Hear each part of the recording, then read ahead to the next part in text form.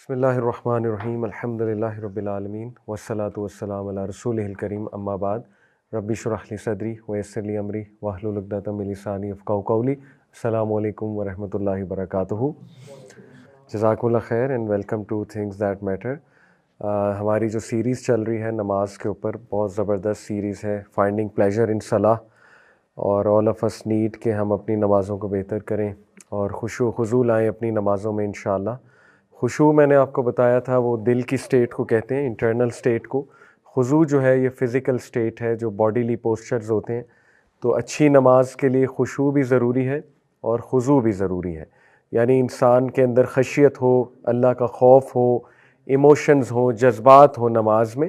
نماز جذبات سے خالی نہ ہو، کیونکہ آپ اپنے خالق سے ایک ملاقات کر رہے ہیں، تو وہ ملاقات جذبات سے بھری ہونی چاہیے.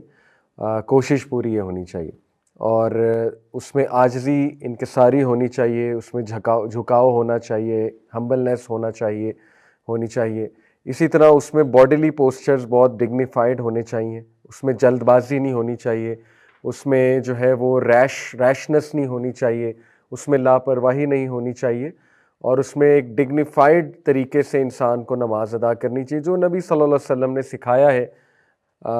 ڈفرینٹ پوسچرز ہیں، کھڑے کیسے ہونا ہے، دیکھنا کہاں ہے، نظر کہاں پہ رکھنی ہے، اور ظاہر ہے کہ آپ نے کندھوں کو کیسے رکھنا ہے. نبی صلی اللہ علیہ وسلم نے فرمایا کہ بہترین نماز وہ ہے جس میں کندھے سافٹ ہوں، یعنی بہت ہارڈ نہ ہو، کیونکہ اکڑے ہوئے ہیں کندھے تو پھر یہ ظاہر ہے انسان ویسے بھی کھڑا ہوا اچھا نہیں لگتا اکڑی ہوئی پوزیشن میں. تو آپ اللہ رب العالمین کے سامنے کھڑے ہیں تو جھکا کر کندھے، یہ ایک اچھی پوزیشن نبی صلی اللہ علیہ وسلم نے خود فرما دی. پھر سجدہ، اس کا کیسے پوسچر ہونا چاہیے. 7 بونز پہ ہوتا ہے سجدہ، حدیث ہے. وہ میک شور ساری بونز زمین پر لگ رہی ہیں، جن میں ناک ہے، یہ ہے، باقی ہاتھ ہیں آپ کے، ٹھیک ہے. تو اسی طرح رکوع ہے، رکوع میں کمر سیدھی ہونی چاہیے اور ایک ڈگنیفائڈ پوسچر ہونا چاہیے. تو یہ خضوع کا پارٹ ہے.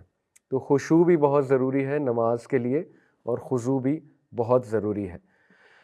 کچھ احادیث کی طرف ہی آتے ہیں انشاءاللہ، تاکہ سب سے بہترین یہی ہے کہ نبی صلی اللہ علیہ وسلم نے جو خود بتا دیا ہمیں نماز کے بارے میں، وہیں سے ہم موٹیویشن لیں، نماز کے فضائل کے بارے میں جانیں. تو میرے خیال میں اس سے ہماری نماز بہت امپروو ہوگی. تو جیسے میں نے آپ کے سامنے کچھ احادیث رکھی تھی، وہیں سے سٹارٹ کرتے ہیں. یہ حدیث سے سٹارٹ کرتے ہیں کہ نبی صلی اللہ علیہ وسلم نے فرمایا جب ایک شخص نماز کے لیے کھڑا ہوتا ہے تو اس کے گناہ اس کے سر پر، اس کے کندھوں پر آ جاتے ہیں، اور جب وہ رکوع اور سجدہ کرتا ہے تو وہ گناہ سارے گر جاتے ہیں. تو یہ ہمارے لیے بہت ہی موٹیویشنل حدیث ہے. اسی طرح نبی صلی اللہ علیہ وسلم نے فرمایا کہ اگر لوگوں کو اذان کا اور پہلی صف میں کھڑا ہونے کا ریوارڈ پتہ لگ جائے، اذان دینے کا اور پہلی صف میں کھڑا ہونے کے ریوارڈ، تو وہ قرعہ ڈالیں گے ٹو سیکیور دیز پریویلیجز. اور اگر انہیں یہ پتہ لگ جائے کہ نماز اول وقت پہ پڑھنے کا کیا ثواب ہے، اول وقت پہ پڑھنے کا، تو وہ ریس لگائیں گے. اور اگر انہیں پتہ لگ جائے کہ عشاء اور فجر کی نماز کا کیا ریوارڈ ہے، تو وہ بھاگ کر آئیں گے، یہاں تک کہ انہیں رینگ کر بھی آنا پڑے تو رینگ کر بھی آئیں گے. یعنی اس سے ثابت ہوا کہ بہت زبردست ریوارڈ ہے. اسی طرح یہ حدیث نبی صلی اللہ علیہ وسلم کی صحیح مسلم کی حدیث ہے، He who offers the فجر prayer will come under the protection of Allah. جو کوئی بھی فجر کی نماز ادا کرے گا اللہ سبحانہ تعالیٰ کی پروٹیکشن میں آ جائے گا. O son of Adam, beware lest Allah should call you to account in any respect from withdrawing his protection. دیکھیں اب ثابت ہوا کہ اگر آپ کو پروٹیکشن چاہیے اس دن میں تو فجر کی نماز اس کے لیے ضروری ہے. ادروائز کوئی ذمہ نہیں ہے اللہ کا کہ آپ کو پروٹیکشن ملے. یہ حدیث کا مطلب یہ ہے بیسیکلی. اور ویسے بھی آپ دیکھیں نا، فجر کی نماز چھوڑنے کے بہت سے رسک ہیں. شیطان، وہ حدیث آپ نے پڑھی ہوئی ہے، فجر کی نماز جو چھوڑتا ہے تو شیطان اس کے کان میں پیشاب کرتا ہے. تو دیکھیں یہ کیا ہے، یہ میرے نزدیک تو یہ جادو ہے. شیطانی ساری چیزیں جادو سے ریلیٹڈ ہوتی ہیں نا. تو لوگ کہتے ہیں ہم پہ جادو ہو گیا، تو جادو تو تبھی ہو جاتا ہے جب فجر کی نماز چھوٹ جائے. جادو اس سینس میں کہ ایک دھوکے میں انسان رہے اور ڈسیپشن میں رہے، کیونکہ شیطانی عمل شروع میں ہی ہو گیا، صبح ہی ہو گیا. پھر وہ 3 گرہ باندھتا ہے، اور پہلی گرہ کھل جاتی ہے جب انسان اٹھتا ہے، اللہ کا نام لیتا ہے، دعا پڑھتا ہے. دوسری گرہ کھل جاتی ہے جب وہ وضو کرتا ہے. تیسری گرہ کھل جاتی ہے جب وہ نماز ادا کر لیتا ہے تو یہ گرہ کیا ہے؟ شیطان کی گرہ بھی ایک قسم کا جادو ہی ہے نا۔ تو بہرحال سوچنے کی بات یہ ہے کہ انسان کہتا ہے میری زندگی ٹھیک نہیں چل رہی، میری زندگی میں برکت نہیں ہے یا ڈیفیکلٹیز ہیں لائف میں، تو اسے سوچنا چاہیے کہ فجر کی نماز ہی نہیں پڑھ رہا، تو شیطانی عمل تو ہوگا زندگی میں، ٹھیک ہے۔ ہمارے نبی نے تو بہت کلیئر بتا دیا۔ تو فجر کی نماز پروٹیکشن ہے، بہت بڑی پروٹیکشن ہے، اور تھرو آؤٹ ہسٹری آپ دیکھیں گے، تھرو آؤٹ ہسٹری جتنی بھی تہذیب آپ کو تہذیبیں ملیں گی، سویلائزیشنز ملیں گی، ان میں صبح میں اٹھنا اور صبح میں اٹھ کے کوئی اسپرچول ایکٹیویٹی کرنا، ایون یوگا کرنا، یہ تو آپ کو ہر طبقے میں ملے گا، ہر اس انسان کی روٹین میں ملے گا جو عقل مند ہے۔ تو یہ مسلمانوں کو بھی سوچنا چاہیے کہ ہمیں تو سب سے بیسٹ اسپرچول ایکٹیویٹی ملی ہے صبح کے ٹائم پہ، اور وہ نماز ہے، فجر کی نماز۔ تو اس کو چھوڑنا یہ بہت گھاٹے کا سودا ہے، بہت گھاٹے کا سودا ہے، اور بہت فیئرز ہوتے ہیں لوگوں کے، طرح طرح کے فیئرز ہوتے ہیں، ٹھیک ہے، کہ میری نیند خراب ہو جائے گی، اور اگر میں اٹھ گیا تو میرے سر میں درد ہونا شروع ہو جائے گا اگر میری نیند نہ پوری ہوئی، یا مجھے فلو ہو جائے گا وغیرہ وغیرہ۔ آن دا کنٹرری آپ فجر کی نماز پڑھیں گے، اللہ آپ کو صحت دے دے گا، آپ کی صحت بہتر ہو جائے گی، ٹھیک ہے، آپ کی انرجی بہتر ہو جائے گی۔ تو یہ تو فیئر ہے، شیطان یہ فیئرز ڈالتا ہے۔ بہرحال نبی صلی اللہ علیہ وسلم نے فرمایا، یہ میں آپ کو حدیث بتا چکا ہوں، کہ اگر انہیں فجر اور عشاء کی نماز کے میرٹس پتہ لگ جائیں تو وہ رینگ کر بھی آئیں گے۔ فجر کے کچھ میرٹس آپ کے سامنے ہیں۔ سب سے پہلے اللہ کی پروٹیکشن، ڈیوائن پروٹیکشن، یہ صحیح مسلم میں آتا ہے۔ نمبر 2، فجر کی جو تلاوت ہے، نماز کی تلاوت، وہ فرشتے وٹنس کرتے ہیں۔ فجر کی نماز کی تلاوت فرشتے وٹنس کرتے ہیں، تو یہ بہت خوبصورت بات ہے۔ فرشتے آپ کو کھڑا وٹنس کرتے ہیں، آپ کا نام بتاتے ہیں اللہ سبحانہ تعالیٰ کو جا کر واپس، ٹھیک ہے، کہ یہ شخص آیا تھا۔ حدیث میں آتا ہے کہ جب انسان فوت ہوگا اور اس کی روح کو اوپر لے جایا جا رہا ہوگا، فرشتے آئیں گے اس کی روح کو اوپر لے کر جائیں گے، اگر تو نیک روح ہے، ٹھیک ہے، تو فرشتے بڑی خوبصورت شکلوں میں آئیں گے اور سفید لباس پہنا ہوگا، اس کی روح کو پہلے آسمان پہ، دوسرے آسمان پہ، 7 آسمان تک لے جائیں گے۔ ہر آسمان پہ کھڑے فرشتے اس کو سلام کریں گے اس کا نام لے کر۔ اب اسکالرز یہ کہتے ہیں کہ نام کیسے پتہ ہے فرشتوں کو، ٹھیک ہے، جیسے مثال کے طور پہ آپ میں سے کوئی عبداللہ ہے، عبداللہ کا نام لے کے سلام کیا جائے گا۔ آپ میں سے کوئی فاطمہ ہے، فاطمہ کا نام لیا جائے گا کہ سلام ہو آپ پر۔ اب اسکالرز کہتے ہیں فرشتوں کو نام کیسے پتہ ہے آپ کے؟ اسی طرح پتہ ہے، جو بندہ فجر پڑھتا ہے اس کا نام پتہ ہے فرشتوں کو۔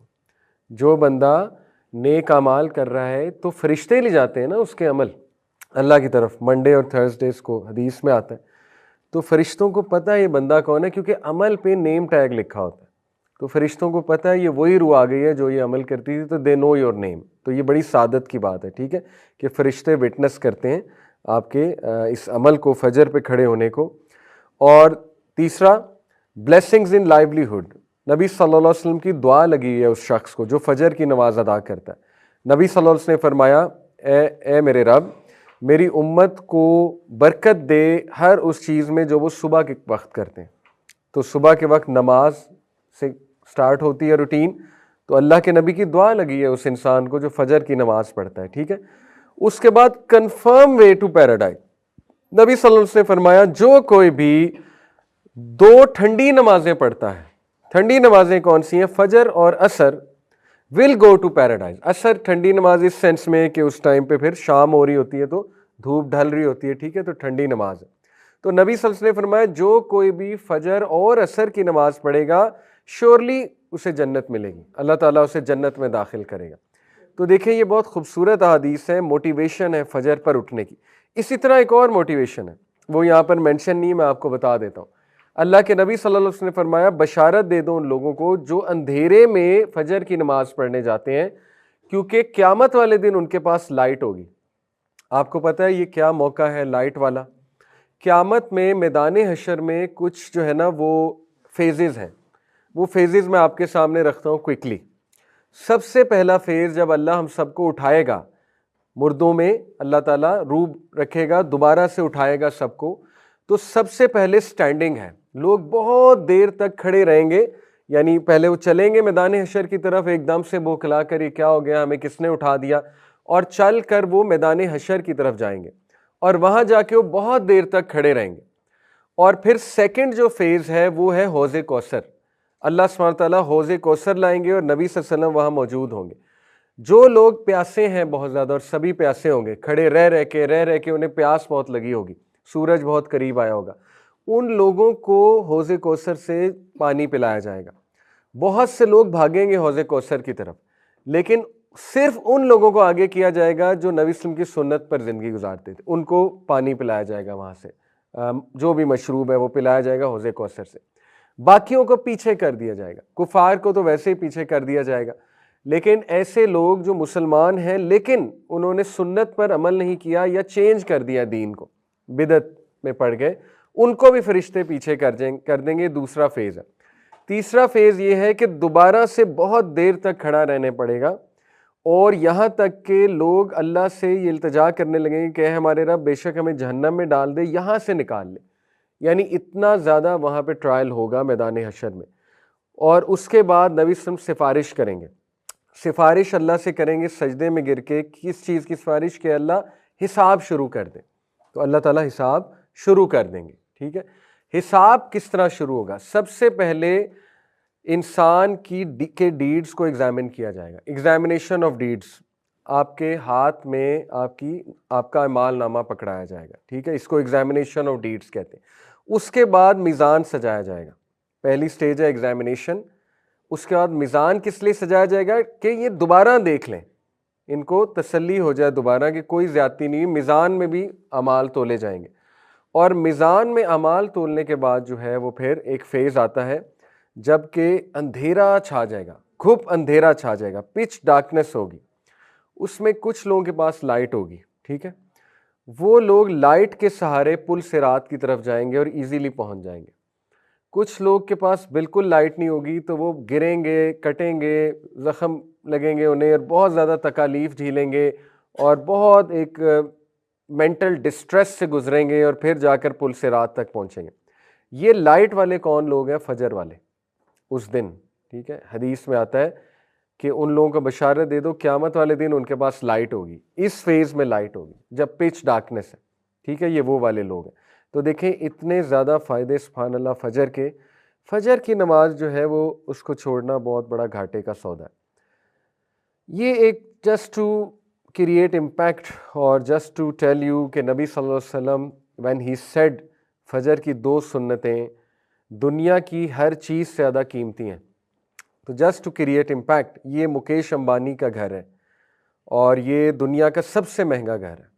ممبئی میں ہے غالباً، دنیا کا سب سے مہنگا گھر ہے. تو فجر کی سنتیں اس سے بھی زیادہ قیمتی ہیں. 2 سنتیں فجر کی، حدیث میں آتا ہے.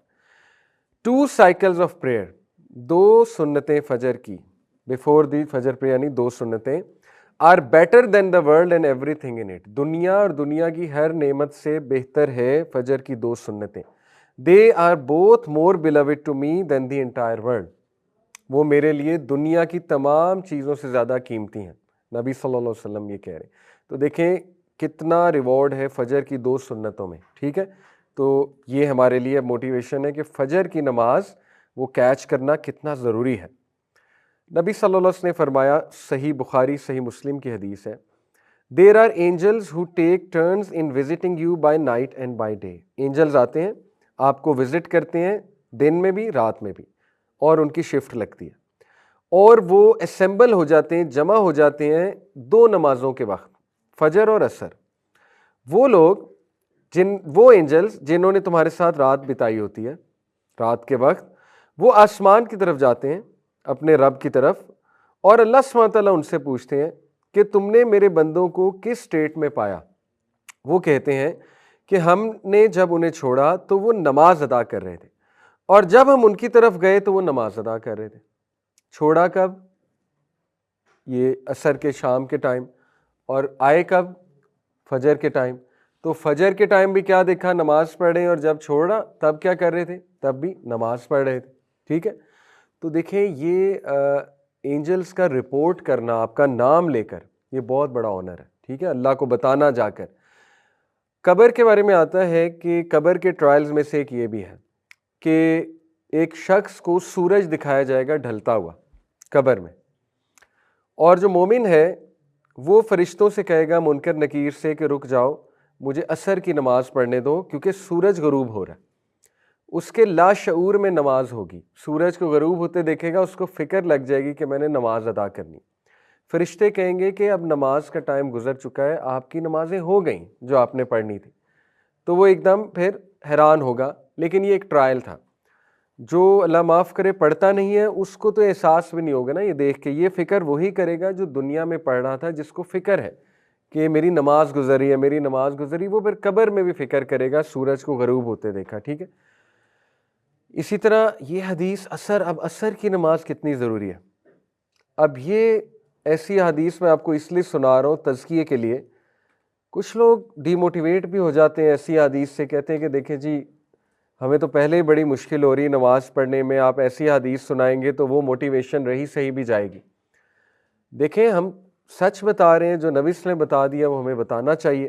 تو سچ تو یہ ہے کہ اللہ کے نبی صلی اللہ علیہ وسلم نے فرمایا کہ جو کوئی بھی عصر کی نماز جان بوجھ کے چھوڑتا ہے اس کے تمام اعمال نل اور وائڈ ہو جاتے ہیں، اس کے تمام اعمال اللہ نل اور وائڈ کر دیتا ہے، یعنی اتنا بڑا گناہ ہے عصر کی نماز چھوڑنا، ٹھیک ہے۔ ایک اور حدیث میں آتا ہے جس نے عصر کی نماز چھوڑی وہ ایسے ہے جیسے اس کے فیملی والے اس سے لے لیے گئے، یعنی ہی اور she has lost their family members, اس کی تمام چیزیں اس سے لے لی گئیں۔ اب اسلاف بہت زیادہ خیال چونکہ نماز کا کرتے تھے، تو ان میں سے کسی کی نماز اگر عصر کی نکل جاتی تھی فار سم ریزن اور فار ویلڈ ریزن، تو وہ ایک دوسرے سے افسوس کرنے آ جاتے تھے۔ پائس پریڈیسیسرز کی بات، افسوس کرنے والی بات ہے، ٹھیک ہے، اگر عصر نکل جائے تو یہ ہمارے لیے موٹیویشن ہے کہ عصر کی نماز کی خاص حفاظت ہے۔ اور یہ قرآن میں اللہ تعالیٰ نے کہا کہ صلاۃ الوسطیٰ کی خاص حفاظت کرو، بیچ کی، وسط بیچ کو کہتے ہیں نا، بیچ کی نماز عصر کی نماز ہے، عصر کی نماز کی خاص حفاظت کرو۔ تو عصر کی نماز کے بارے میں یہ بھی آتا ہے کہ منافقین کی جو عصر کی نماز ہے وہ ہے جب بالکل سورج غروب ہونے والا ہوتا ہے اور وہ ایک دم سے اٹھتے ہیں اور اٹھ کر جو ہے نا وہ جیسے کرو ہوتا ہے، کرو کے ورڈ غالباً آتے ہیں یا ہین کے ورڈ آتے ہیں مرغی، جیسے وہ چونچ مارتی ہے اور بس وہ سجدے ہو جاتے ہیں اس کے۔ اللہ معاف کرے، دیکھیں یہ احادیث ضروری ہے ہمارے تزکیے کے لیے تاکہ ہم اپنا محاسبہ کریں کہ ہم کہیں اس طرح تو نہیں پڑھ رہے عصر کی نماز کہ منافق والی نماز تو نہیں ہے کہ بالکل جب ٹائم ختم ہونے والا ہے تو ایک دم اٹھے اور وہ پڑھی بھی ایسے کہ جیسے ٹھونگے مارے جاتے ہیں۔ تو اس کو ہم نے بہتر کرنا ہے، اصل میں سنانے کا مقصد یہ ہے انشاءاللہ تزکیہ کرنا ہے اپنا۔ اور اگر پڑھ ہی نہیں رہے اللہ معاف کرے تو پھر دیکھیں وہ حدیث ہے کہ نبی صلی اللہ علیہ وسلم کو ایک خواب دکھایا گیا، اس خواب میں 2 فرشتے نبی صلی اللہ علیہ وسلم کے ساتھ تھے، ان فرشتوں نے نبی صلی اللہ علیہ وسلم کو برزخ کی پنشمنٹس کا ٹور کرایا۔ برزخ کی پنشمنٹس، جب انسان فوت ہو جاتا ہے تو برزخ میں بھی پنشمنٹ ہوتی ہے، ٹھیک ہے۔ تو نبی صلی اللہ علیہ وسلم نے کیا دیکھا کہ ایک شخص ہے، اس کا سر پتھر سے بار بار کچلا جا رہا ہے اور اس کے بعد اس کا سر ری گرو ہوتا ہے اور وہ پھر کچلا جاتا ہے، اس کے بعد وہ پھر ری گرو ہوتا ہے، اس کا سر وہ پھر کچلا جاتا ہے۔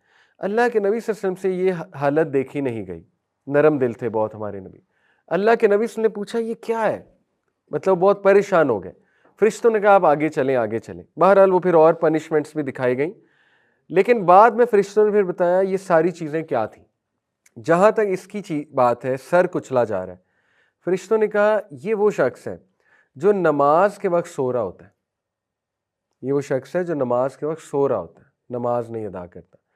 دیکھیں اللہ تعالیٰ بہت رحمان اور رحیم ہے، بے شک اللہ چاہے سارے گناہ معاف کر دیں، لیکن آن دی ادر ہینڈ یہ احادیث اس لیے ضروری ہیں کہ ہم اللہ کو مذاق نہ بنا لیں، اللہ کو مذاق میں نہ لے لیں، ٹھیک ہے۔ یعنی اللہ بادشاہ ہے، آپ خود سوچیں کہ آپ ایک سی او سے مذاق تو نہیں کر سکتے نا، آپ ایک بادشاہ سے کو مذاق تو نہیں لے سکتے، اس کی باتوں کو، اس کی وارننگز کو یہ کہہ کے کہ نہیں وہ تو بہت رحم دل ہے، بہت رحم دل ہے، وہ تو معاف کر دے گا۔ معاف کر دے ایک الگ بات ہے، لیکن آن دی ادر ہینڈ انجام بھی بتا دیا گیا، تو اس انجام سے پناہ مانگنی چاہیے اور اپنا تزکیہ کرنا چاہیے اور موٹیویشن لینی چاہیے کہ اگر ہم نمازوں کے ٹائم پہ سو رہے ہیں تو ہمیں اس حدیث سے اپنا تزکیہ کرنا چاہیے۔ یہ ہے مقصد ایسی حدیث کا۔ یہ حدیث نبی صلی اللہ علیہ وسلم نے فرمایا جو کوئی بھی اپنے آپ کو پیوریفائی کرتا ہے وضو کر کے گھر میں اور پھر اللہ کے گھر کی طرف جاتا ہے، مسجد کی طرف جاتا ہے ایک فرض نماز ادا کرنے، تو ہر ایک قدم پہ اس کا ایک گناہ معاف ہوتا ہے، اور دوسرے قدم پہ اس کا درجہ بلند ہوتا ہے۔ درجہ کہاں بلند ہوتا ہے؟ جنت میں۔ دیکھیں اللہ نے فیکٹری لگائی ہے گناہ معاف کرنے کی، وضو کیے گناہ معاف، مسجد کی طرف جا رہے ہیں گناہ معاف ہو رہے ہیں، نماز پڑھ رہے ہیں گناہ معاف ہو رہے ہیں، نماز کے بعد بیٹھ کے ذکر کر رہے ہیں گناہ معاف ہو رہے ہیں، اور کیا چاہیے؟ اللہ کتنا رحمان و رحیم ہے، مطلب ہر چیز پر گناہ معاف ہو رہے ہیں، ٹھیک ہے؟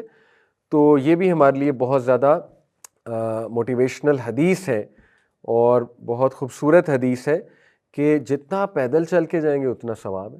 سبحان اللہ، بڑی اچھی بات ہے، تو واک بھی ہو جائے گی اور ثواب مل رہا ہے، ایک ایک قدم پہ ثواب مل رہا ہے، گناہ معاف ہو رہا ہے، اور اللہ تعالیٰ ایلیویٹ کر رہا ہے آپ کے رینک کو۔ اب دیکھیں کئی لوگ ہیں جن کی زندگی میں کوئی ڈیفیکلٹی آتی ہے، مسئلہ چل رہا ہوتا ہے، سمپل فارمولا، ان کو چاہیے کہ وہ اعمال کرنا شروع کر دیں جو اللہ کو پسند ہے، اللہ کے فیورٹ بن جائیں، انشاءاللہ مسائل کو اللہ سنبھال لے گا، سمپل فارمولا ہے۔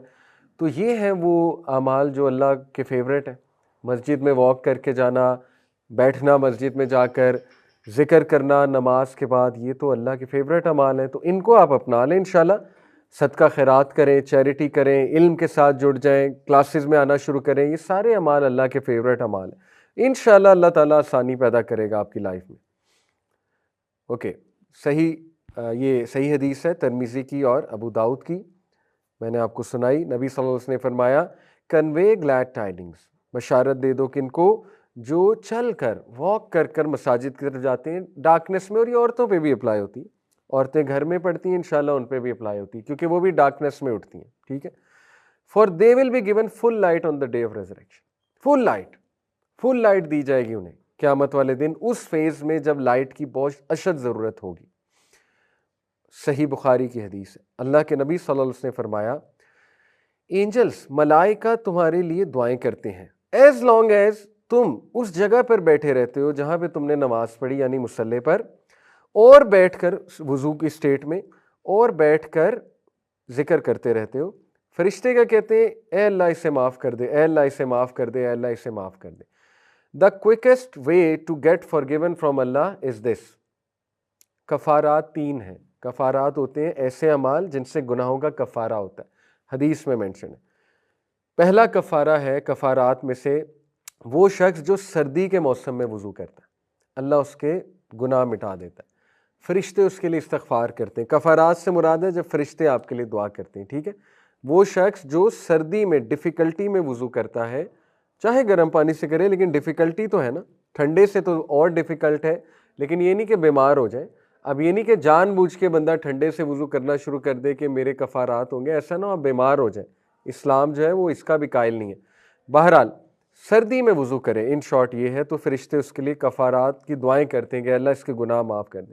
ایک یہ ہے کہ جو وہاں پر بیٹھ کر کرتا ہے، تیسرا بھی میرے ذہن سے نکل گیا، بہرحال ہم سے ریلیونٹ یہ 2 ہیں، ٹھیک ہے؟ جو مصلی پر بیٹھ کر استغفار کرتا ہے۔ اب دیکھیں اس کو آپ اپنی لائف میں لے کر آئیں، پتہ نہیں کیا جلدی ہوتی ہے، اکثر میں بھی کرتا ہوں ایسے، اللہ معاف کرے، ہم اٹھ جاتے ہیں اور اٹھ کر پیچھے دیکھنے لگ جاتے ہیں، سلام پھیرتے ہی دوسروں کی نماز بھی خراب کرتے ہیں، جو بیچارے پیچھے لیٹ آئے ہیں پڑھ رہے ہیں ان کو ٹاپ کے گزرتے ہیں، ٹھیک ہے نا؟ تو پتہ نہیں ہمیں کیا جلدی ہوتی ہے۔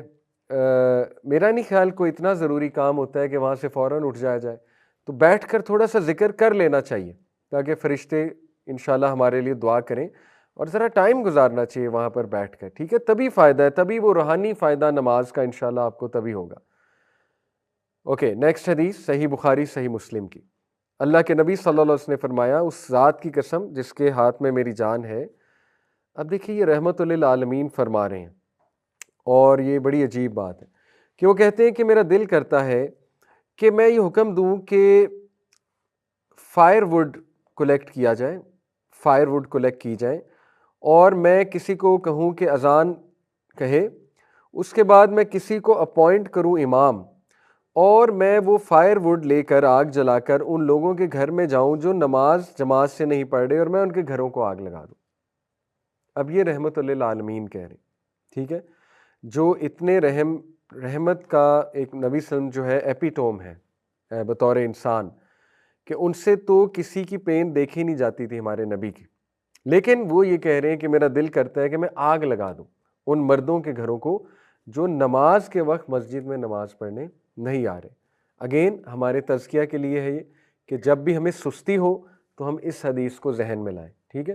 جب بھی ہم سوئے ہوئے ہیں، سستی ہو رہی ہے، تو ہم اس حدیث کو لائیں جو پتھر سے کچلنے والی ہے۔ اسی طرح جب بھی ہمیں ڈیلے کی سستی ہو رہی ہے، ڈیلے کر دو، تب ہم وہ حدیث ذہن میں لائیں، منافق کی نماز۔ تو یہ ساری حدیث اس لیے آپ کو سنائی جا رہی ہیں کہ آپ ذہن میں لائیں اور کھڑے ہو جائیں، اپنے آپ کو موٹیویٹ کریں کہ نہیں میں نے جانا ہے، مسجد میں جانا ہے میں نے انشاءاللہ، ٹھیک ہے، نماز پڑھنے کے لیے۔ نیکسٹ حدیث، یہ حدیث اب ہم آ رہے ہیں سورہ فاتحہ کی طرف۔ دیکھیں میں نے لاسٹ کلاس میں ایموشنز کی بات کی تھی کہ نماز میں جذبات لانے چاہیے، ایموشنز لانے چاہیے، اور ایموشن سورہ فاتحہ میں بہت زیادہ آ سکتے ہیں۔ جب آپ سورہ فاتحہ پڑھتے ہیں تو پہلا ایموشن تو یہیں سے آ جاتا ہے کہ اللہ سن رہا ہے اور اللہ جواب دے رہا ہے۔ صحیح بخاری کی حدیث ہے، جب ایک شخص سورہ فاتحہ پڑھتا ہے اللہ جواب دیتا ہے، ایک ایک آیت کا جواب دیتا ہے اللہ تعالیٰ۔ جیسے الحمدللہ رب العالمین، اللہ جواب دیتا ہے، فرشتوں کہتے ہیں کہ میرے بندے نے میری تعریف بیان کی ہے، فرشتے کہتے ہیں ہاں ہاں ہمارے رب۔ پھر الرحمن الرحیم، اللہ کہتا ہے کیا یہ اکنالج کر رہا ہے کہ میں الرحمن ہوں الرحیم ہوں؟ فرشتے کہتے ہیں جی۔ تو اس طرح اللہ جواب دیتے ہیں ایک ایک آیت کا، تو یہاں سے آپ ایموشنز لا سکتے ہیں، ٹھیک ہے۔ پھر جب آپ کہتے ہیں الحمدللہ رب العالمین، آپ سوچا کریں کہ واقعی ہر حمد اللہ کے لیے کیوں ہے؟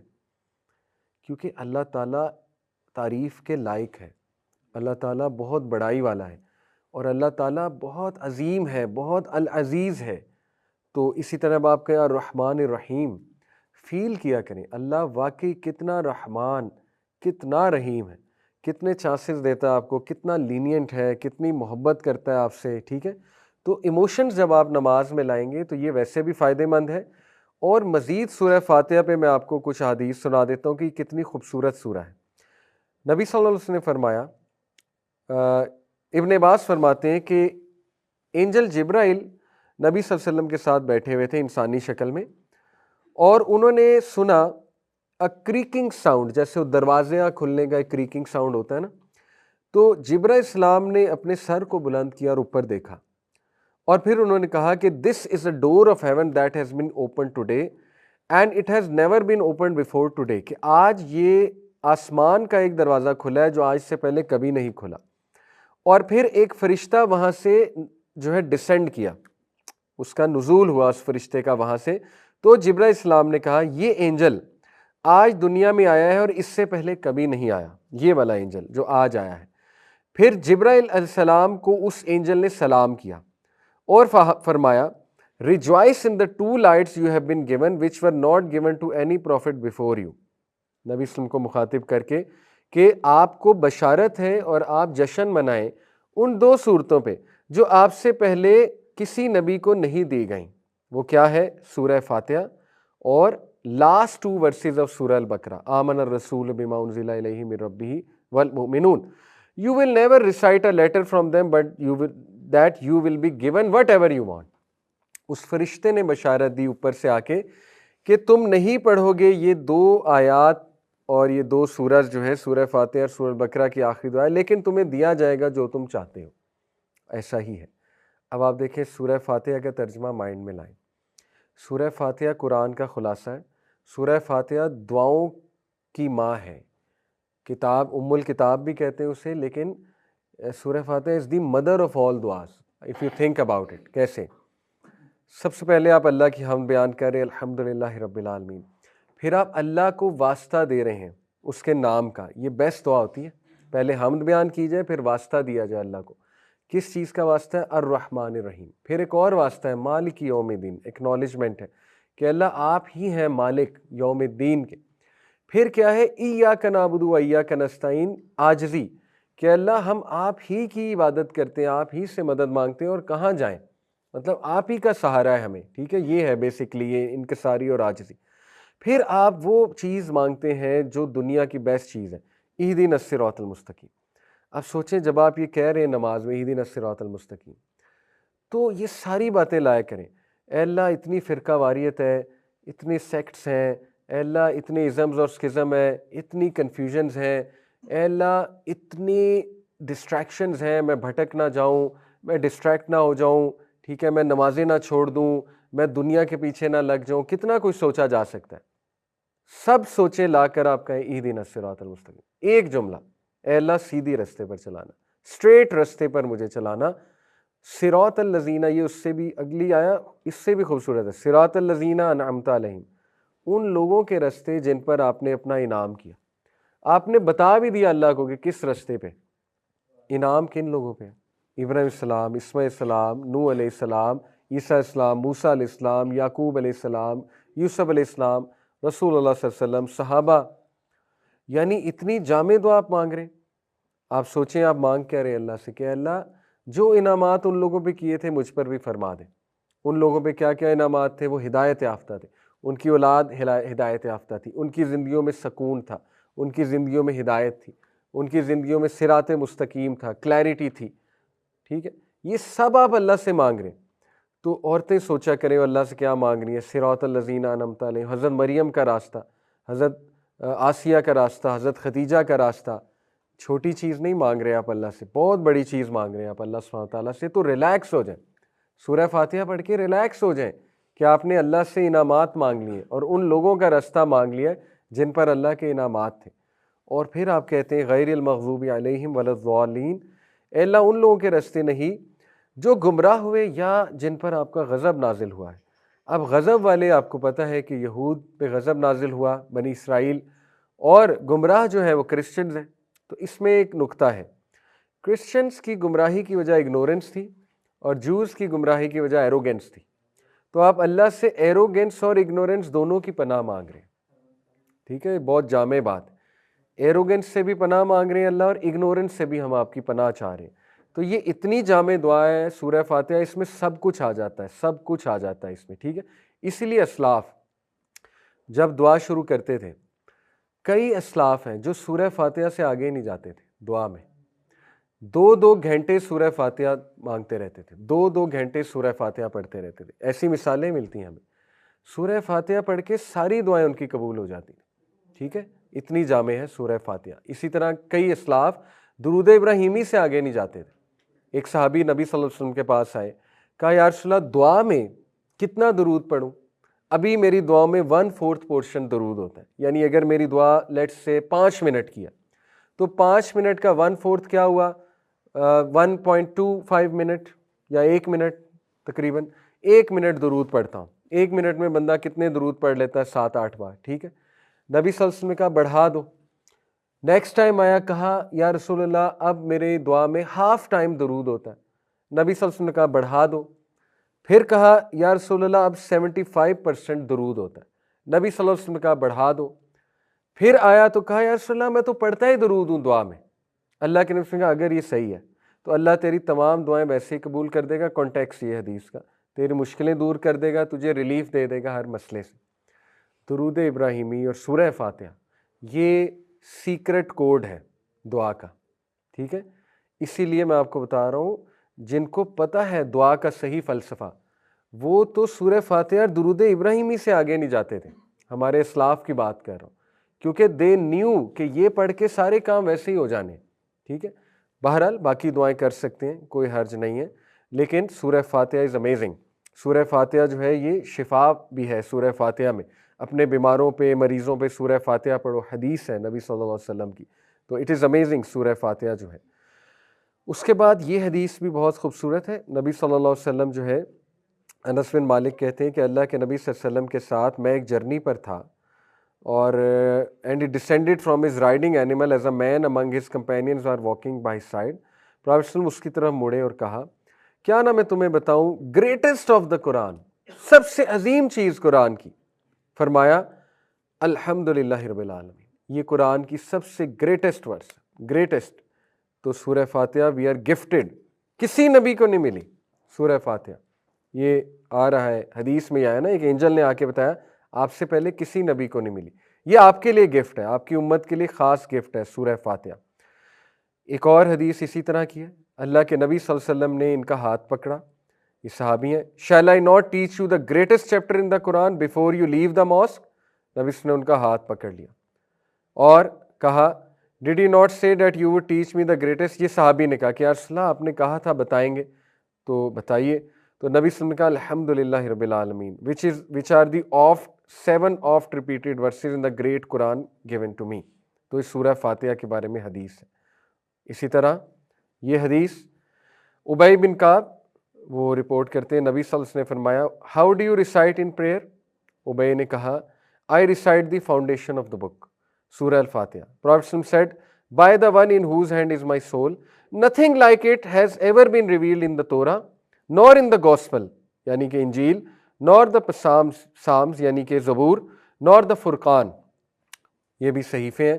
Verily they are the 7 oft repeated verses and the great Quran given to me. اس جیسی نہیں نازل ہوئی، کبھی نہیں نازل ہوئی in terms of فضیلت، in terms of wording, in terms of everything. تو سورہ فاتحہ گفٹ ہے اللہ سبحانہ تعالیٰ کی طرف. اب یہ بحث آتی ہے فقہی، اگر اگر ہم فقہ کے پرسپیکٹیو سے بات کریں، سورہ فاتحہ امام کے پیچھے پڑھنی چاہیے کہ نہیں پڑھنی چاہیے. ٹھیک ہے، اس میں ڈفرینٹ اسکول آف تھاٹس ہیں. امام ابو حنیفہ کے نزدیک، یعنی ان کے اسٹوڈنٹس کے نزدیک بیسیکلی امام ابو یوسف جو حنفی اسکول آف تھاٹ ہے، وہ کہتے ہیں کہ جو ہر نماز جو آپ امام کے پیچھے پڑھیں گے آپ کو ضرورت نہیں ہے سورہ فاتحہ، چاہے وہ سری ہے یا جہری نماز ہے، یعنی سائلنٹ اور لاؤڈ نمازیں. عصر اور ظہر سائلنٹ نمازیں، باقی 3 لاؤڈ نمازیں. وہ کہتے ہیں کسی بھی نماز میں آپ نہ پڑھو، امام کی ہی سورہ فاتحہ آپ کی سورہ فاتحہ ہے. ٹھیک ہے، یہ حنفی اسکول آف تھاٹ ہے. باقی امام مالک کا جو اسکول آف تھاٹ ہے وہ یہ ہے کہ لاؤڈ نمازوں میں نہ پڑھیں اور سائلنٹ نمازوں میں پڑھیں. ٹھیک ہے، یہ امام مالک کا اسکول آف تھاٹ ہے. امام شافعی اور امام احمد بن حنبل دونوں کا اسکول آف تھاٹ ہے کہ پڑھنی ہے، اور کب پڑھنی ہے اصل میں وہ پھر اماموں کی بھی ٹریننگ وہی کرتے ہیں. امام شافعی کے اسکول آف تھاٹ میں امام کو چاہیے کہ سورہ فاتحہ بہت ٹھہر ٹھہر کے پڑھے. اور آپ نے جو شافعی امامز ہیں، کبھی آپ عرب کنٹریز میں گئے ہیں تو وہ سورہ فاتحہ اسی طرح پڑھتے ہیں، جیسے الحمدللہ رب العالمین کے بعد وہ سائلنٹ ہو جاتے ہیں 3-4 سیکنڈ کے لیے. کیوں؟ کیونکہ ان کا اسکول آف تھاٹ ہے کہ پیچھے والے پڑھ لیں تاکہ ٹکراؤ نہ ہو. کیونکہ قرآن میں آتا ہے نا کہ جب قرآن پڑھا جا رہا ہو تو آپ نہ بولو. تو اس حدیث کو لے کے بھی امام ابو حنیفہ اور ان کے اسٹوڈنٹس کہتے ہیں نا کہ سورہ فاتحہ جب پڑھی جا رہی تو آپ پیچھے کیوں ریپیٹ کر رہے ہو؟ ٹھیک ہے، ٹکراؤ آ رہا ہے نا قرآن سے. تو اس کو خیر امام بخاری نے اس کا جواب دیا ہے. امام بخاری اس کے قائل تھے نا کہ ہر نماز میں آپ نے پڑھنی ہے، تو اس کا جواب انہوں نے یہ دیا تھا نا کہ ایکسیپشن از دیئر، یعنی کچھ احادیث میں جب خود ہی ایکسیپشن مل جائے ہمیں تو وہ حکم لاگو نہیں ہوتا جو قرآن کا سورہ الاعراف میں حکم ہے نا کہ جب قرآن پڑھا جا رہا ہو تو خاموشی سے سنو تاکہ تم پہ رحم کیا جائے. یہ ہے وہ آیا. تو وہ یہ کہتے ہیں کہ دیکھیں سورہ فاتحہ اس کی ایکسیپشن ہے کہ وہ آپ نے پڑھنی ہے امام کے پیچھے، لیکن اس کا بیسٹ طریقہ ہے کہ امام، اس کے 2 طریقے ہیں. ایک امام شافعی والا کہ امام خود ٹھہر ٹھہر کے پڑھے. پاکستانی مساجد میں کچھ امام ہیں ٹھہر ٹھہر کے پڑھتے ہیں، آپ نے نوٹ کیا ہوگا، شاید وہ اسی لیے اس طرح کرتے ہیں کہ پیچھے کچھ لوگ اگر پڑھ رہے ہیں تو وہ ساتھ پڑھ لیں. دوسرا طریقہ ہے کہ جب امام پڑھ چکا ہو تو پھر آپ پڑھ لیں. وہ بھی کچھ امام کرتے ہیں کہ وہ سورہ فاتحہ پڑھنے کے بعد 5-6 سیکنڈ چپ رہتے ہیں. ٹھیک ہے، اور سورہ اگلی سٹارٹ نہیں کرتے، وہ بھی اس لیے کہ پیچھے والے پڑھ لیں. لیکن ہمارے ہاں آپ کو پتہ ہے زیادہ تر مساجد میں سورہ فاتحہ بہت تیز پڑھی جاتی ہے اور اس میں کوئی گیپ نہیں دیا جاتا، اور نہ ہی سورہ فاتحہ کے بعد سورہ میں کوئی گیپ دیا جاتا ہے، فوراً سورہ شروع ہو جاتی. اس کیس میں کیا کریں؟ اس کیس میں پھر مجبوری ہے. دیکھیں میں جس اسکول آف تھاٹ کا قائل ہوں میں اپنا بتا دیتا ہوں. میں اس کا قائل ہوں کہ ہر نماز میں پڑھنی چاہیے، چاہے لاؤڈ ہو چاہے سائلنٹ ہو. ٹھیک ہے، باقی امام مالک کا اسکول آف تھاٹ کچھ لوگ ان کو فالو کرتے ہیں، امام مالک کو، اور کافی مزید ائمہ کرام ان کی بھی رائے امام مالک والی ہے کہ یہ والی رائے معتدل ہے. لیکن پرسنلی اسپیکنگ میرے مطابق یا جتنے اسکالر سے میں نے پوچھا ہر نماز میں سورہ فاتحہ پڑھ لینی چاہیے. ٹھیک ہے، سری ہو یا جہری ہو. اب سوال یہ پیدا ہوتا ہے کہ وہ ایک حدیث ہے، نبی صلی اللہ علیہ وسلم نے فرمایا کہ ایک صحابہ پڑھا کرتے تھے نا اللہ کے نبی کے پیچھے سورہ فاتحہ فجر کی نماز میں. نبی صلی اللہ علیہ وسلم نے پوچھا کہ یہ کیا کرتے ہو تم لوگ؟ تو صحابہ نے فرمایا ہم آپ کے پیچھے پڑھتے ہیں. تو نبی صلی اللہ علیہ وسلم نے فرمایا کہ آپ جو ہے وہ ابو ہریرہ کے غالباً یہ قول ہے کہ دل میں پڑھ لیا کرو، نفس میں پڑھ لیا کرو، یا نبی صلی اللہ علیہ وسلم کے الفاظ ہیں، ابھی میرے سامنے سوری وہ حدیث نہیں ہے. کچھ لوگ اس کو کوٹ کرتے ہیں، کہتے ہیں دیکھیں یہاں پہ منع فرما دیا. ٹھیک ہے، منع نہیں فرمایا اصل میں. نفس، یہ جو اسکالرز اس کے قائل ہیں کہ امام کے پیچھے آپ نے پڑھنی، وہ یہ کہتے ہیں کہ یہاں جو نفس سے مراد ہے، نفس میں پڑھ لیا کرو، اس سے مراد ہے محاورتاً آہستہ پڑھ لیا کرو، اونچی نہ پڑھا کرو کہ امام نہ ڈسٹرب ہو. یہ بات ہے اصل میں. منع جو فرمایا گیا تھا وہ یہ تھا کہ اونچی نہ پڑھو تاکہ امام نہ ڈسٹرب ہو. نفس کے اندر پڑھو سے مراد ہے آہستہ پڑھا کرو. اس سے یہ مراد نہیں ہے کہ دل میں، دیکھیں نا، اگر دل میں پڑھنا ہے تو پھر باقی نماز بھی آپ دل میں پڑھیں. پھر امام کے پیچھے آپ سبحانہ ربی الاعلیٰ بھی نہ کہیں، پھر تو یہ بھی بات بنتی ہے نا، وہ بھی پھر دل میں کہیں.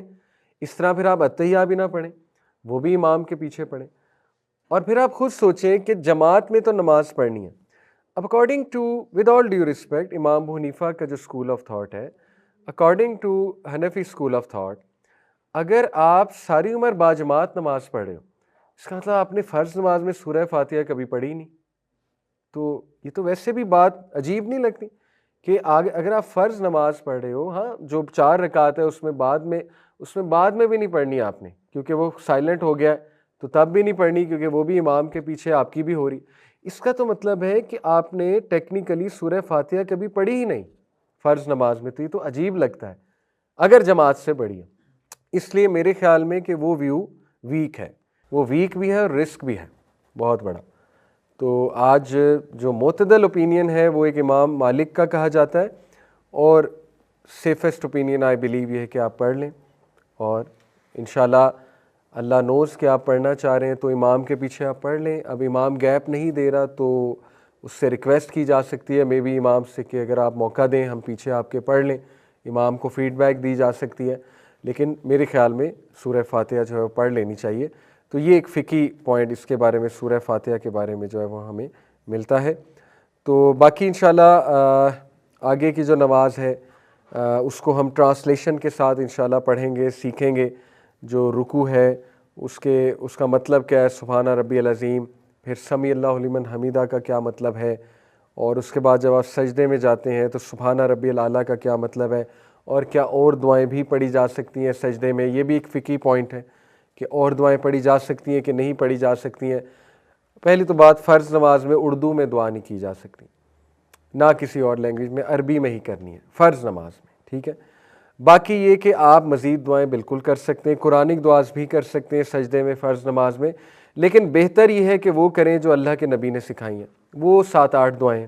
سبحانہ ربی الاعلیٰ 3 بار، آڈ ٹائمز از بیٹر، 3 5 7 9، کیونکہ اللہ کو وطر پسند ہے، آڈ پسند ہے، ٹھیک ہے. اس کے بعد سبحانک اللہم ربنا و بحمدک اللہم اغفر لی، یہ سکھایا. یہ 1 بار بھی ٹھیک ہے، 3 بار بھی ٹھیک ہے، 5 بار بھی ٹھیک ہے. اسی طرح سجدے میں اللہم اغفر لی ذنبی کلہ دکہ و جلہ، بہت خوبصورت دعا ہے. اے اللہ میرے گناہ معاف فرما، اللہم اغفر لی ذنبی، اے اللہ میرے گناہ معاف فرما، کلہ تمام کے تمام، دکہ و جلہ چھوٹے اور بڑے، اسمال اینڈ لارج، و اولہ و آخرہ پچھلے اور آنے والے، یعنی ہر گناہ، پچھلے پاسٹ کے، آنے والے جو میں نے آگے کرنے، و علانیتہ و سرہ، جو اعلانیہ کیے اور جو چھپ کر کیے وہ بھی ہے. بہت خوبصورت دعا ہے. تو یہ بھی سجدے میں پڑھی جاتی ہے. اسی طرح اللہم انی اسألک بانی اشہد انک انت اللہ الاحد الصمد الذی لم یلد ولم یولد ولم یکن لہ کفوا احد، یہ بھی پڑھا کرتے تھے ہمارے نبی صلی اللہ علیہ وسلم. اسی طرح سبوح قدوس رب الملائکۃ والروح، سبوح کا مطلب ہے پاک ہے اللہ، قدوس ہولی ہے اللہ، قدس سے نکلا نا، ہولی لینڈ، قدس کہتے ہیں نا مقصا کو، قدوس ہولی ہے اللہ سبحانہ. رب الملائکۃ والروح، ملائکہ اور روح کے رب ہیں، اینجلز کے اور جبرائیل اسلام کے رب ہیں. یہ بھی سجدے میں کہتے تھے ہمارے نبی، یہ سجدے میں بھی کہتے تھے، رکوع میں بھی کہتے تھے. 1 بار بھی کہہ سکتے ہیں، 3 بار بھی. دیکھیں ہمیں سیکھنی چاہیے دعائیں. اب دیکھیں نماز کو بیوٹیفل آپ نے بنانا ہے تو کبھی آپ سجدے میں سبحانہ ربی الاعلیٰ کہیں، کبھی آپ یہ کہیں اللہم اغفر لی ذنبی کلہ دکہ و جلہ، یہ والی دعا. کبھی آپ یہ کہیں سبحانک اللہم ربنا و بحمدک اللہم اغفر لی. اتنی ویرائٹی ہے، اتنی ڈائنامک نماز بنائی جا سکتی ہے. اسی طرح ہم ایک مسٹیک کرتے ہیں درود کے بعد. یہ ہماری ایک معاشرے میں پتہ نہیں یہ کہاں سے چیزیں آئی ہیں کہ اصل میں دعا قبول ہوتی ہے نماز میں، سجدے میں اور نماز کے دوران. درود کے بعد دعا قبول ہوتی ہے، حدیث ہے اتحیہ میں درود کے بعد دعائیں کرو. صحابہ کہتے ہیں نبی صلی اللہ علیہ وسلم اتنی دعائیں کرتے تھے درود کے بعد کہ ہم کہتے تھے سلام پھیرنا بھول گئے. نبی صلی اللہ علیہ وسلم سلام پھیرنا بھول گئے. ہم کیا کرتے ہیں پتہ نہیں کیوں کرتے ہیں ایسے. درود کے بعد ایک دعا، اونلی 1 دعا، ربی جعلنی مقیم الصلاتی، جو بچپن سے قاری صاحب نے سکھائی ہوئی ہے. سلام پھیر لیا جاتا ہے، جماعت کے ساتھ بات کر. اس کے بعد ہاتھ اٹھا کے دعا کی جاتی ہے جس کی کسی کو سمجھ نہیں آ رہی، اور وہ صرف اینڈ میں ایک جملہ سمجھ میں آتا ہے صلی اللہ علیہ وسلم، اور پھر اس طرح ہاتھ پھیر لی جاتی. ٹھیک ہے، جماعت کے بعد کبھی کبھی دعا کی جا سکتی ہے اس طرح سے، اگر ضروری کوئی موقع ہے اجتماعی دعا بیماروں کے لیے، لیکن اس کو روایت بنا لینا کہ اس کے بغیر نماز ہی نہیں ہوئی، یہ پتہ نہیں کہاں سے آیا. اس طرح کی باتیں اکثر آپ کو بزرگ ڈانٹ دیتے ہیں کہ تم نے دعا نہیں کی. بھئی نماز ساری کی ساری دعائیں، کیا مطلب دعا نہیں کی ساری؟ بلکہ لوگ ڈسٹرب ہوتے ہیں. نماز کے بعد تو اذکار ہے، نماز کے بعد تو اچھے خاصے اذکار ہیں، 9-10 اذکار ہیں. سب سے پہلے اس میں کہتے تھے اللہ اکبر، استغفر اللہ استغفر اللہ استغفر اللہ، پھر اللہم انت السلام ومنک السلام تبارک، پھر ربی اعنی علی ذکرک و شکرک و حسن، پھر لا الہ الا اللہ وحدہ لا شریک لہ. 9-10 اذکار ہیں نماز. پھر تسبیح ہے، تسبیح فاطمہ. تو وہ کریں کہ ایک دم ہاتھ اٹھا کے سب کے ساتھ شریک ہو کے دعا کریں، تو یہ مناسب نہیں ہے، اور یہ ایک روایت بن چکی ہے. اور لوگ اب یہ سمجھتے ہیں کہ اصل دعا وہ ہے. دیکھیں اصل دعا تو درود کے بعد ہے، آپ کو 7-8 دعائیں کرنی چاہیے درود کے بعد. چلیں 2-3 کر لیں. اور یہ خوبصورتی ہے نماز کی. آپ باقاعدہ اپنی نماز کو دیکھیں کس طرح بیوٹیفائی کر سکتے ہیں. آپ مختلف کیٹیگریز بنا سکتے ہیں دعاؤں کی. مثال کے طور پہ فجر کے وقت آپ کیٹیگری بنا سکتے ہیں برکت کی دعاؤں کی. آپ فجر کے وقت یہ دعا تو کنفرم کریں، اللہم انی اعوذ بک من عذاب جہنم ومن عذاب القبر ومن فتنۃ المحیاء والممات ومن شر فتنۃ المسیح. یہ تو کنفرم ہے ہر نماز میں، کیونکہ یہ تو صحابہ کو سکھائی تھی، اس نے ہر نماز میں کرنی ہے. اس کے بعد کیٹیگریز بن سکتی ہیں. فجر کے وقت میں بھی برکت کی دعائیں، to feel good, to ask for goodness, ربنا آتنا فی الدنیا حسنۃ وفی الآخرۃ حسنۃ، اللہم انی اسألک المعافاۃ فی الدنیا والآخرہ. ٹھیک ہے نا؟ اللہم علم اکثر مالی و ولدی و بارک لی فیما اطویتنی وقت الحیاتی اللہ طاعتی، کی برکت کی دعائیں. ظہر پہ کیٹیگری بنائی جا سکتی ہے استقامت کی دعائیں، اللہم اہدنی وسددنی، اللہم انی اسألک الہدی والسداد. ٹھیک ہے، اسی طرح ربنا لا تزغ قلوبنا بعد اذ ہدیتنا. عصر کے وقت کیٹیگری بنائی جا سکتی تقویٰ کی دعائیں، اللہم انی اسألک الہدی والتقی والعفاف والغنی. اسی طرح مغرب کے وقت کیٹیگری بنائی جا سکتی ہے پناہ مانگنے والی دعاؤں کی، جس میں پناہ کا ذکر ہے کہ اللہ میں پناہ مانگتا ہوں. فار ایگزامپل اللہم انی اعوذ بک من علم لا ینفع، من قلب لا یخشع، من نفس لا تشبع، من دعوت لا یستجاب لہا. اسی طرح اللہم انی اعوذ بک من جہد البلاء ودرک الشقاء وسوء القضاء. خوبصورت دعا ہے. وشماتۃ الاعداء. کیا ٹرانسلیشن ہے؟ اللہم انی اعوذ بک من جہد البلاء، اے اللہ میں پناہ مانگتا ہوں سخت مشکل سے، جہد البلاء سخت مشکل سے، ودرک الشقاء اور مایوسی سے، ہوپ لیسنس سے، وسوء القضاء اور بری تقدیر سے. اے اللہ کہیں میں بدبخت نہ ہو جاؤں، اس سے پناہ مانگتا ہوں. وشماتۃ الاعداء اور دشمنوں کے خوش ہونے سے، دشمنوں کی خوشی منانے سے. تو یہ ہے وہ والی دعائیں جس میں آپ پناہ مانگ رہے ہیں. یہ کیٹیگری بنائی جا سکتی ہے. ٹھیک ہے، اور بھی بہت ہیں. اسی طرح عشاء کے وقت حسن خاتمہ کی کیٹیگری بن سکتی ہے، اللہم انی اسألک الحسن الخاتمہ. اسی طرح اللہم احسن عاقبتنا فی الامور کلیہا واجرنا من خزی الدنیا وعذاب الآخرہ. اے اللہ میرے تمام امور کو احسن انجام تک پہنچا اور مجھے ذلت سے بچا لے، دنیا کی اور آخرت کی. ٹھیک ہے، اسی طرح یو کین ایڈ دس دعا حسن خاتمہ ریلیٹڈ جو ہے، اللہم رحمتک ارجو فلا تکلنی الی نفسی طرفۃ عین واصلح لشانی کلہ لا الہ الا انت. یہ بھی اسی کی ہے نا کہ میرے تمام کے تمام اللہ جو اعمال ہیں ان کی اصلاح فرما دے. تو دیکھیں so much beauty can be added to نماز. اگر آپ محنت کریں کہ صبح میں یہ کر لیتا ہوں، اور مکس بھی کر سکتے ہیں، اور جب آپ کا جو دل کرے کر سکتے ہیں، جو دل میں آئی ہوئی ہے دعا وہ کر لیں اللہ سبحانہ تعالیٰ سے. ٹھیک ہے، اس سے نماز میں جان آئے گی. لوگ کہتے ہیں نماز میں دھیان نہیں ہوتا. دھیان کیسے آئے گا؟ ربی جعلنی پڑھ پڑھ کے وہ اتنی زیادہ ڈی سینسٹائز ہو چکے ہیں کہ پہلی تو بات پتہ ہی نہیں پڑھ کیا رہے ہیں. وہ اتنی خوبصورت دعا ہے ربی جعلنی مقیم الصلاۃ، لیکن وہ سمجھ ہی نہیں کہہ کیا رہے ہیں. تو اس سے ہم ڈی سینسٹائز ہو چکے ہیں، افیکٹ بھی نہیں ہو رہا کہ کہہ کیا رہے ہیں. تو آپ جان لائیں اپنی نماز میں. اسی طرح سورہ اخلاص پڑھ کے ڈی سینسٹائز ہو چکے ہیں، یہ ہم سب کا مسئلہ.